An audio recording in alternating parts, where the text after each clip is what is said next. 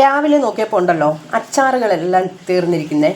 മാങ്ങ തീർന്നു, നാരങ്ങ തീർന്നു, എല്ലാം തീർന്നു. അച്ചാറൊന്നുമില്ല. അച്ചാറുണ്ടെങ്കിൽ നമുക്ക് ചോറ് കെട്ടാനൊക്കെ ഒരു സൈഡ് ഡിഷായിട്ട് നമുക്ക് അച്ചാർ സാധാരണ നമ്മുടെ ആൾക്കാരുടെ ഇടയിലല്ലേ ഒരു അച്ചാറുണ്ടായിരിക്കും ചോറ് കെട്ടാനായിട്ട്.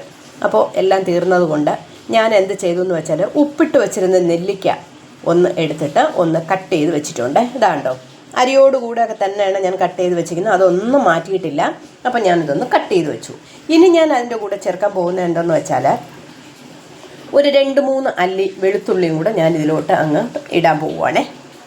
ഇനി അടുത്ത് ചെയ്യാൻ പോകുന്നത് എന്തെന്ന് വെച്ചാൽ ഇച്ചിരി മുളക് വറുത്ത് വെച്ചിട്ടുണ്ട്. മുഴുവൻ മുളക്, വറ്റൽ മുളക് വറുത്ത് വെച്ചിട്ടുണ്ട്. ഇതൊന്ന് ചെറുതായിട്ടൊന്ന് പൊടിച്ചെടുക്കണം. അല്ലാതെ നമുക്ക് മുളക് പൊടിയും ശകലം വേണം.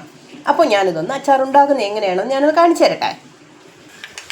ഒരു ഇരുമ്പ് ചീനിച്ചട്ടിയിൽ ഇച്ചിരി എണ്ണ ഒഴിച്ചിട്ടുണ്ട്, കടുകിട്ടിട്ടുണ്ട്. കടുകിൻ്റെ കൂടെ ഒരല്പം ഉലുവ കൂടെ ഒന്ന് ഇടുവാണ്. അതിൻ്റെ കൂടെ തന്നെ 2 വറ്റൽ മുളകും കൂടെ ഇട്ടു. ഇതൊന്ന് പൊട്ടി വരട്ടെ. കടുകും ഉലുവയെല്ലാം പൊട്ടി വന്നിട്ടുണ്ട്. ഇനി നമ്മൾ കട്ട് ചെയ്ത് വെച്ചിരുന്ന നെല്ലിക്ക ഇതിലോട്ടൊന്ന് ചേർക്കുവാണേ. ഇതൊന്ന് മിക്സ് ചെയ്തിടട്ടെ എണ്ണയുമായിട്ട്. 2 മിനിറ്റ് ആയിട്ടുണ്ട്. നെല്ലിക്കയൊക്കെ നല്ല വെന്തിട്ടുണ്ട്. ഉപ്പിടേണ്ട ആവശ്യമില്ല, കാരണം നമ്മൾ ഉപ്പിട്ട് വെച്ചിരുന്ന നെല്ലിക്ക ആയതുകൊണ്ട്. ഇനി ഞാൻ 1 സ്പൂൺ കാശ്മീരി മുളക് പൊടി ഇതിൻ്റെ സൈഡിലോട്ടൊന്ന് ഇട്ട് കൊടുക്കുകയാണ്. ഈ എണ്ണയിൽ ഒന്ന് റെഡിയായി വരട്ടെ. റെഡിയായി വന്നിട്ടുണ്ട്. 1 സ്പൂൺ മതി, കൂടുതലൊന്നും വേണ്ട, കാരണം നമുക്ക് ചതച്ച മുളക് ഇടാനുണ്ട്. അപ്പോൾ ഇതൊന്ന് മിക്സ് ചെയ്തെടുക്കട്ടെ. ഈ മുളക് പൊടിയെല്ലാം നല്ലവണ്ണം മിക്സ് ആയിട്ടുണ്ട്. അപ്പോൾ നമുക്ക് ഒരല്പം കായം കൂടെ ഇതിലോട്ടൊന്ന് ചേർത്ത് മിക്സ് ചെയ്തെടുക്കാം. കായമൊക്കെ ചേർത്ത് മിക്സ് ചെയ്തിട്ടുണ്ട്. ഇനി ലോ ഫ്ലെയിമിൽ വേണം വയ്ക്കാനുള്ളത്. ഇതെല്ലാം ചെയ്യുമ്പോഴും ലോ ഫ്ലെയിമിൽ വേണം വയ്ക്കാനുള്ളത്. ഇതൊന്നും അവിടെ കിടന്നോട്ടെ. അതവിടെ റെഡിയായി വരുന്ന സമയം നമുക്ക് ഈ വറുത്ത് വെച്ചിരുന്ന മുളക് ഒന്ന് ക്രഷ് ചെയ്തെടുത്തുകൊണ്ട് വരാവേ. മുളക് പൊടിയൊക്കെ നല്ലവണ്ണം ഇച്ചിരി തരിതരാന്ന് പൊടിച്ചെടുത്തിട്ടുണ്ട്. ഇതാ കണ്ടോ. ഇനി ഇതിനെ നമുക്ക് ഈ നെല്ലിക്കയിലോട്ട് അങ്ങോട്ടൊന്ന് ഇടാവേ. എല്ലാം അങ്ങിടാം. കാശ്മീരി മുളക് പൊടി ആയതുകൊണ്ട് വലിയ എരിവൊന്നും മുളക് പൊടിക്ക് ഉണ്ടാകത്തില്ല. ഇനി ഇതിനെ നമുക്കൊന്ന് മിക്സ് ചെയ്തെടുക്കാവേ.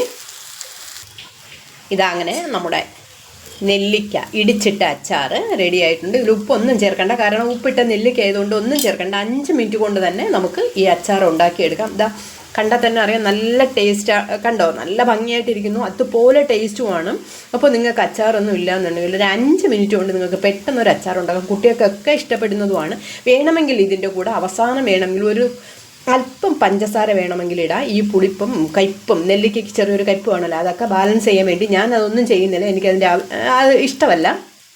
ചിലർക്ക് ഈ മധുരം ഇഷ്ടമായിരിക്കും. വേണമെങ്കിൽ നിങ്ങൾക്ക് അങ്ങനെയും ചെയ്യാം. അപ്പം ഞാനിതൊന്ന് പാത്രത്തിലോട്ട് മാറ്റട്ടെ. അങ്ങനെ നമ്മുടെ ഇടിച്ചിട്ട നെല്ലിക്ക അച്ചാർ റെഡി ആയിട്ടുണ്ട്. ഇത് ഒരു ഭരണിയിലോ ചില്ലുകുപ്പിയിലോ ഇട്ട് വെച്ചാൽ നമുക്ക് 2-3 മാസമായാലും ഇത് ഒന്നും ചെയ്യത്തില്ല. ഇത് പൂത്ത് പോവുകയോ ഒന്നും ചെയ്യില്ല. ഞാനിത് വെളിച്ചെണ്ണയാണ് ഉപയോഗിച്ചത്. വേണമെങ്കിൽ നിങ്ങൾക്ക് നല്ലെണ്ണ ഉപയോഗിക്കാം. വെളിച്ചെണ്ണ ഉപയോഗിച്ചാലും ഇത് പൂത്ത് പോവുകയോ ഒന്നും ചെയ്യത്തില്ല, പൂപ്പലൊന്നും പിടിക്കത്തില്ല. നല്ല ടേസ്റ്റ് ആയിട്ടുള്ള അച്ചാർ നമുക്ക് റെഡിയാക്കി എടുക്കാം. ഓക്കെ, കുട്ടികൾക്കൊക്കെ നമുക്ക് ഇപ്പോൾ ഈ സ്കൂളൊക്കെ തുറന്ന അവസരത്ത് ചോറ് കിട്ടുന്നതിനും അല്ലാതെ വലിയവർക്കായാലും നമുക്ക് അച്ചാർ അത്യാവശ്യമാണ്. അപ്പോൾ നിങ്ങൾ ഇങ്ങനെ ഒരു അച്ചാറൊന്ന് ഉണ്ടാക്കി നോക്കണേ. Okay, by.